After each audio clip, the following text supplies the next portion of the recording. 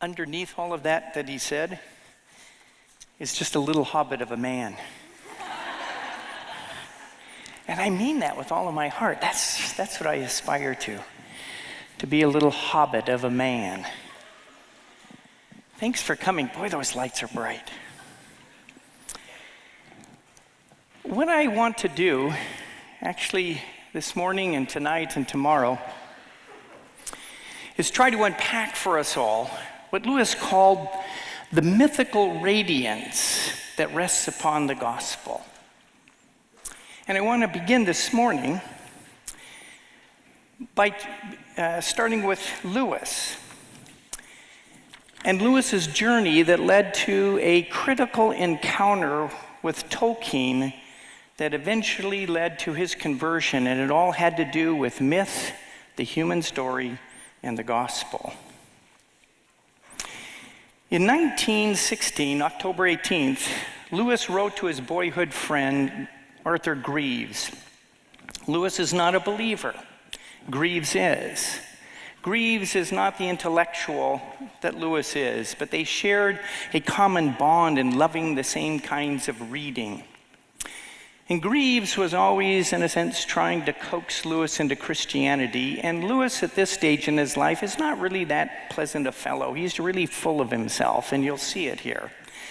My dear Arthur, frequently in arguing with you by letter, I have to ask you to read what I say carefully before you rush on to answer it. I distinctly said that there was once a Hebrew called Yeshua, I think on page 2 of my letter. When I say Christ, as opposed to Yeshua, of course I mean the mythological being, into whom he was afterwards converted by popular imagination. And I'm thinking of the legends about his magic performances and resurrection. That the man Yeshua or Jesus did actually exist is as certain as that the Buddha did actually exist. Tacitus mentions his execution in the Annals. But all the other tomfoolery about virgin birth, magic healings, apparitions, and so forth is on exactly the same footing as any other mythology. After all, even your namesake, King Arthur, really lived once, if we are to believe the latest theories. But it doesn't follow that Mallory's old book is history. In the same way, there is such a person as Alexander the Great. But the adventures which the Middle Ages related of him are nonsense. It is generally thought, too, that there was such a man as Odin, who was deified after his death. So you see, most legends have a kernel of fact in them somewhere. Indeed, these distinctions are so very obvious that if you were not my best friend, I should almost suspect you of willfully misunderstanding me through temper. Whew. Just about the same time as he wrote this letter, Lewis picked up a copy of George MacDonald's adult fantasy, Phantastes. He's writing to Greaves. The glorious weekend of reading was before me. Turning to the bookstall, I picked out An Everyman in a Dirty Jacket, Phantastes, a fairy romance, George MacDonald. And that evening, I began to read my new book. And excuse me, this isn't a letter, this is in his autobiography, Surprised by Joy. He goes on, the woodland journeyings in that story, the ghostly enemies, the ladies both good and evil, were close enough to my habitual imagery to lure me on without the perception of a change. It is as if I were carried sleeping across the frontier, or as if I had died in the old country and could never remember how I came alive in the new. For in one sense, the new country was exactly like the old. I met there all that had already charmed me in Mallory, Spencer, Morris, and Yeats. But in another sense, all was changed. I did not yet know. I was long in learning. The name of the new quality, the bright shadow that rested on the travels of Anodos. I do now. It was holiness. It was with me in the room, or in my body, or behind me. If it had once eluded me by its distance, it now eluded me by its proximity. Something too near to see, too plain to be understood on this side of knowledge. It seemed to have been always with me. If I could have turned my head quick enough, I should have seized it. Now, for the first time, I felt that it was out of my reach, not because of something I could not do, but because of something I could not stop doing. If I could only leave off, let go, and make myself, it would be there. Now, the great wonder for Lewis about this encounter with MacDonald and this myth was that in this fairy tale region is that it had no such disenchanting power on the bread on the table or the coals in the grate. That was the marvel. Up till now, each visitation of joy had left the common world momentarily a desert. What he is saying here is after you come out of the story and back into the real world, you go, and you want to go back. But he's saying, no, that isn't what happened. No, he says, the first touch of the earth went nigh to kill. The first touch back into this world was nigh to kill. But now I saw the bright shadow coming out of the book into the real world and resting there, transforming all common things, and yet itself unchanged. Or more accurately, I saw the common things drawn into the bright shadow. That night, my imagination was, in a certain sense, baptized. The rest of me, not unnaturally, took longer. I had not the faintest notion of what I had let myself in for by buying the book Phantastes. Now, the point of this new, unique quality, is that it awoke something within him. Not quite recovery or seeing, which are the terms Tolkien and Chesterton used, but he was on his way. And this new quality, this baptism, is the very thing that MacDonald said this is what he was trying to do, is to awaken something that had been dead. And awaken it in such a way is that when you come back into the real world, you now begin to have eyes to see things that you never saw before.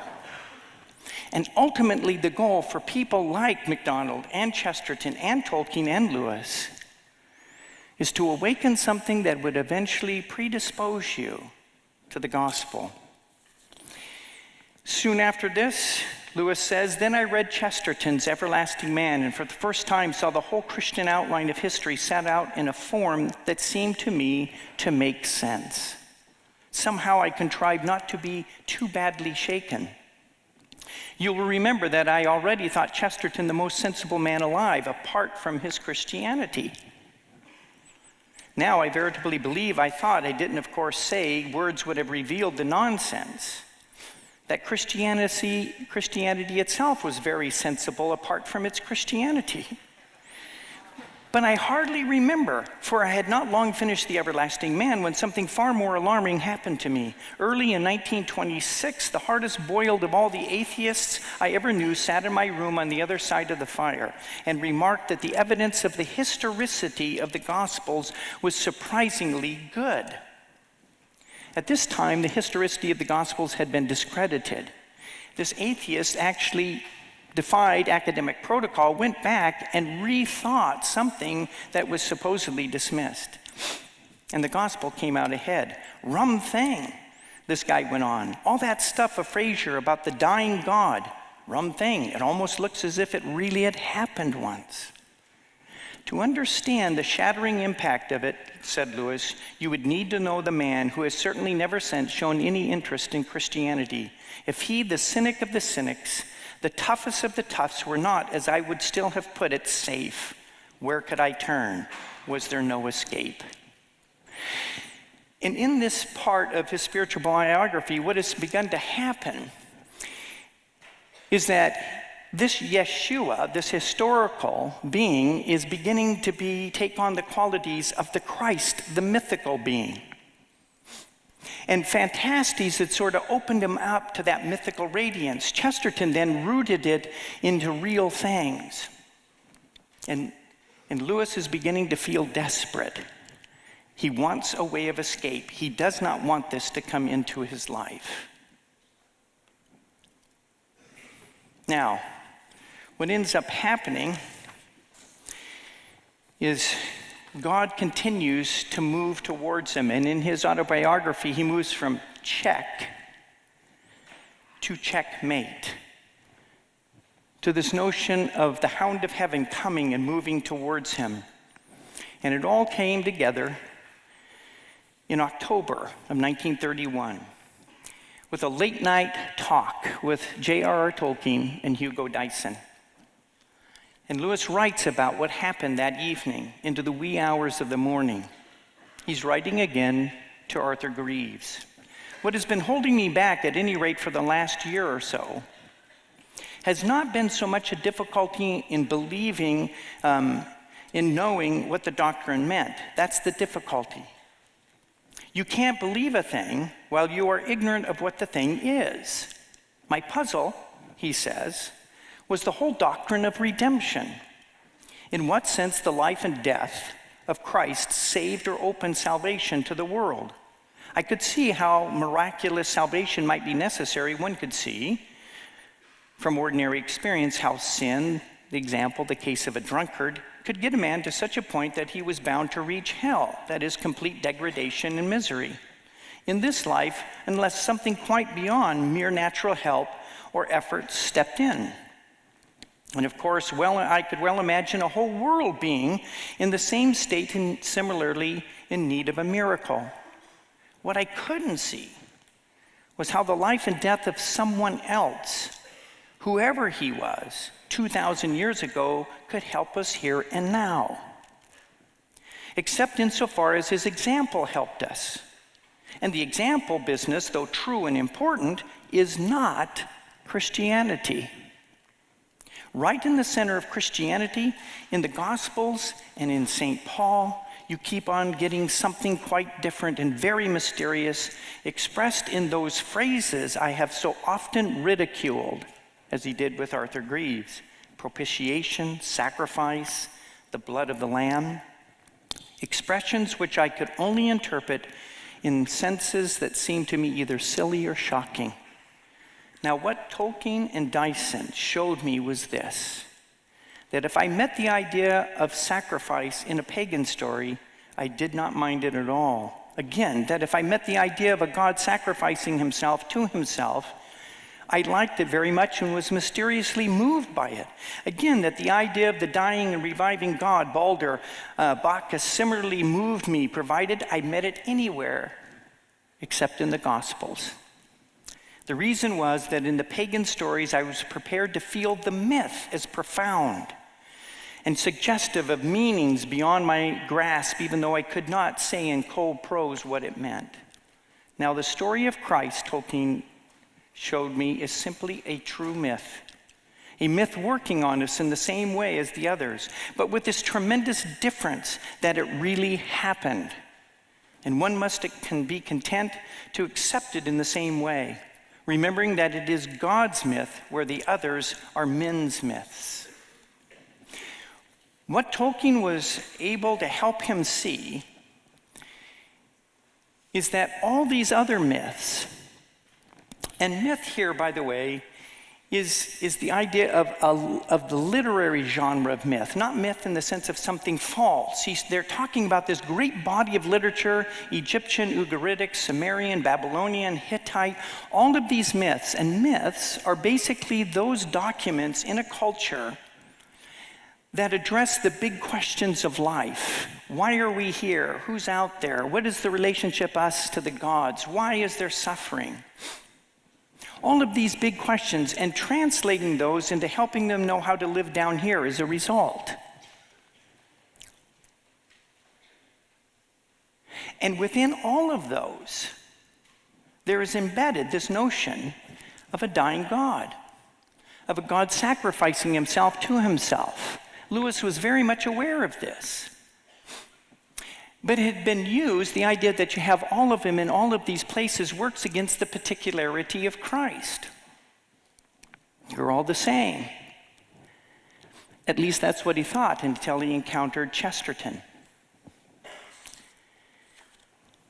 Chesterton writes in a newspaper in response to a man named Blatchford. The first of all the difficulties that I have in controverting Mr. Blatchford is simply this, that I shall be largely going over his own ground. If I gave each of my reasons for being a Christian, a vast number of them would be Mr. Blatchford's reason for not being one. For instance, Mr. Blatchford and his school point out that there are many myths parallel to the Christian story. There were pagan Christs, red Indian incarnations, the Patagonian crucifixions, for all I know or care. But does not Mr. Blatchford see the other side of the fact? If the Christian God really made the human race, would not the human race tend to rumors and perversions of the Christian God? If the center of our life is a certain fact, would not people far from the center have a muddled version of that fact? If we are so made that a Son of God must deliver us, is it odd that Patagonians should dream of a Son of God? The story of Christ is very common in legend and literature. Why should it not be that our nature is so built as to make certain spiritual events inevitable? In any case, it is clearly ridiculous to attempt to disprove Christianity by the number and variety of pagan Christs. You might as well take the number and variety of ideal schemes of society, from Plato's Republic to Morris's News from Nowhere, from More's Utopia to Blatchford's Merry England, and then try to prove from them that mankind cannot ever reach a better condition. Thus, in this instance, when learned skeptics come to me, Chesterton says, and say, "Are you aware that Kafirs have a story of incarnation?" I should reply, speaking as an unlearned person, I don't know. But speaking as a Christian, I should be very much astonished if they hadn't. Now, this is the point. The point that Chesterton is saying is that there has to be a reason why, as far back as you can go, this mythic element is contained in all the documents. And he says that if Christianity is true, then that is exactly what we would expect. If they weren't there, then Christianity is suspect. Because Christianity says that we have a common origin. And out of that origin, coming out of Genesis 3, and with Adam and Eve, is knowledge. Knowledge of who God is, knowledge of the fall, but also a knowledge of a promise. A promise that one day a seed from the woman would come and would do battle with the one who brought death upon the human race. And that battle would be violent. This evil one will crush the heel of this new man. But the new man would crush the head of the serpent and would win back humanity. We lost that day in Genesis. One day's coming in which we will win. And the human race came out with that promise. And if that is true, then we should look for and expect aspects of that in every culture, and that's what we find. And if Christianity is true, then in fact what we should expect is that one day it will actually happen. And if it doesn't, then again Christianity is suspect. And in fact it did. 2,000 years ago, in a little piece of real estate called Palestine, God entered into the human story. That myth, that humanity, the human story you've been dreaming about all these years, finally became a fact, an historical fact. And that God-man then took our sin, went to the cross, died to heal the human race. Lewis, in an essay called Myth Became Fact, says this: "Those who do not know that this great myth became fact when the Virgin conceived, part of the mythical radiance of Christianity, are indeed to be pitied. But Christians also need to be reminded that what became fact was a myth, that it carries with it into the world of fact all the properties of a myth. God is more than a god, not less. Christ is more than Balder, not less. We must not be ashamed of the mythical radiance resting on our theology. We must not be nervous about parallels and pagan Christs. They ought to be there. That is what Chesterton taught Lewis. That is what Tolkien taught Lewis. It would be a stumbling block if they weren't. We must not, in false spirituality, withhold our imaginative welcome.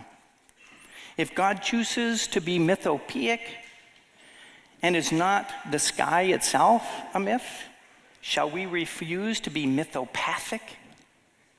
For this is the marriage of heaven and earth. Perfect myth and perfect fact, claiming not only our love and our obedience, but also our wonder and delight. Addressed to the savage, to the child, and the poet, in each of us, no less than to the moralist, the scholar, and the philosopher.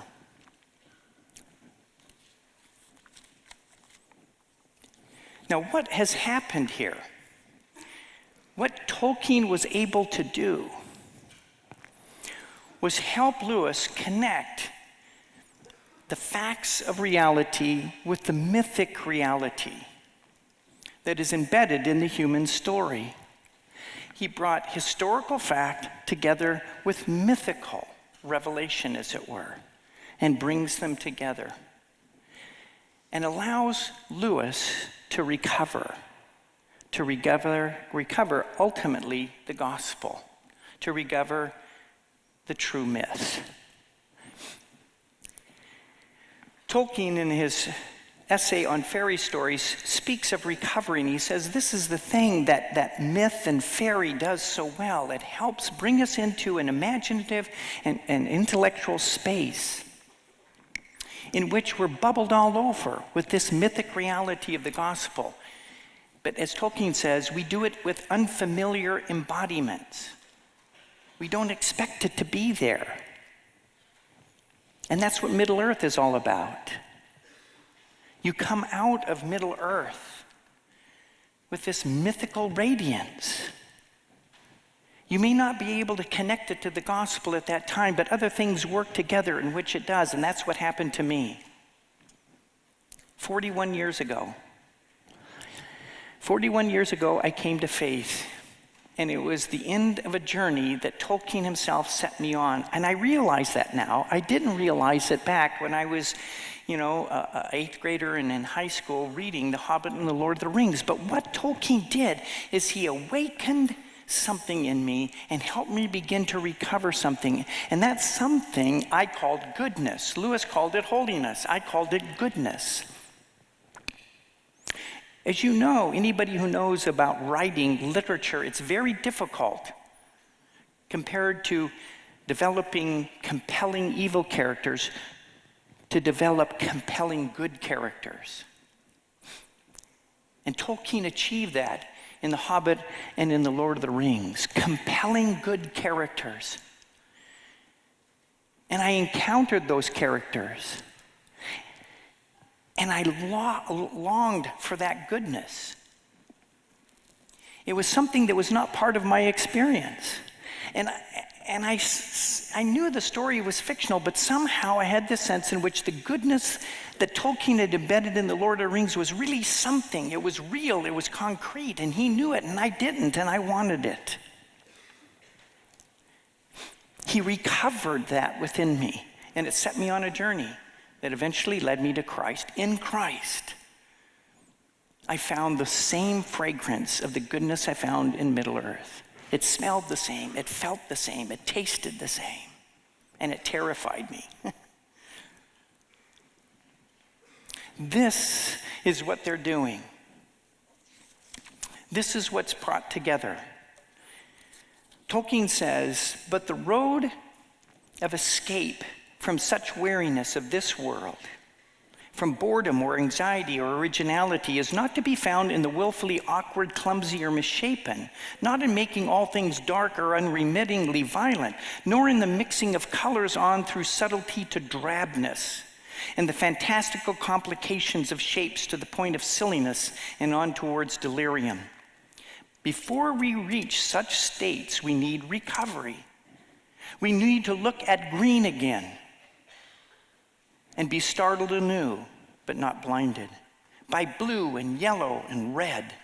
We should meet centaur and the dragon, and then perhaps suddenly behold, like the ancient shepherds, sheep and dogs and horses and wolves. This recovery fairy stories helps us make. In other words, what he's saying is when this works well, like it did with Phantastes and Lewis, we come back into this world, and this world has changed. It has been somehow re-enchanted. Our eyes have been opened. It's what Chesterton says. The reason the fairy stories speak about a tree that can grow apples made of gold is to remind us that we live in a world that has real trees that grow real apples of red and yellow and green. And a real apple is far more enchanting than a make-believe apple, but we just don't see it. Those of you who have lived in Middle Earth for a time, when you came out of Middle Earth, you did not despise real trees. I dare say all of a sudden you're starting looking at them and saying, wow, I've never looked at trees like that before. Yeah, beech trees are and willows, and you see? In the same way, they're trying to create a space in which the world is re-enchanted within your heart and mind, in which now the gospel can come in. And to tease us into tonight, in which I'm going to go back and unpack Genesis 1 through 3 through a mythic lens, to help us come to grips with this mythical radiance that rests upon the gospel. One of the things that comes out of the Genesis account that we lost is what the scriptures call echad, oneness. Oneness and intimacy with God, with one another, and the created order. That's what we long for. It beats in the breast of every human heart. You go back as far as you can in literature, music, and art, the great barometers of culture, and you can reduce all the themes to that great longing, that great impulse to be one again with God. That's all of religion and religious history, one with one another. The great efforts of humanity to somehow bring education and government and everything else together, that we might live in peace and to be at peace with the earth. It animates everything. Even country western, I lost my heart in a drive-in movie.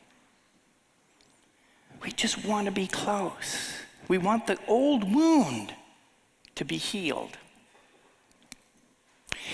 And ever since we came out of the garden, the humanity has been looking for the one who's going to heal that wound. The one who will put it all together. That's why you have this ongoing literature of looking for these messiahs, these saviors, these people who are going to come. And what are we looking to them for? To heal the wound. And what is the evidence of the healing? Oneness. Real oneness. It is not surprising then, in Jesus' high priestly prayer, just before he goes to the cross, as the second Adam, to do battle with the evil one, to be the seed who's going to come together and heal the old wound. What is the burden of his heart? I do not ask for those only, that is, his disciples, but also for those who will believe in me through their word, that they may all be one, just as you, Father, are in me and I am in you. Do you see that? That we might be one together in the same way that the Father and the Son and the Holy Spirit are one. The recovery of that image of God in us, that they also may be in us, and that they may be one with one another. And then this little phrase that confused me for years.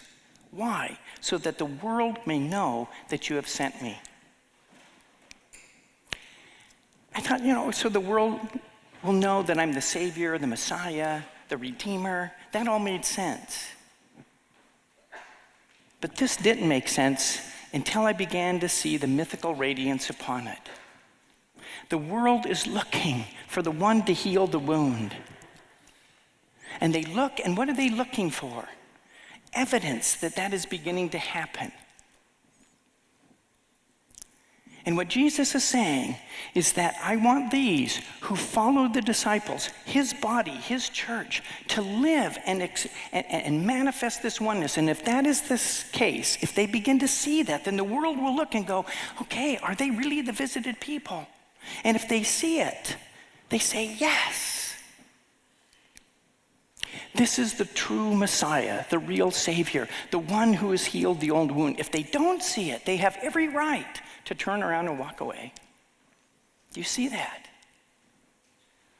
I'm not opposed to apologetics. It needs to be there. But the greatest witness that we can give the world is oneness. And I want to talk more about that tonight.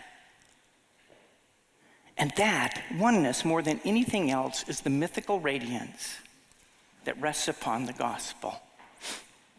And the world isn't stupid. They're not looking for perfection. They just want to see people living together, bumping up against one another without taking their ball and going home.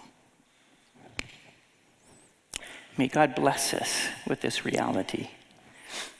Go in peace.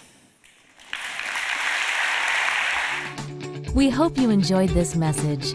Biola University offers a variety of biblically centered degree programs, ranging from business to ministry to the arts and sciences. Learn more at biola.edu.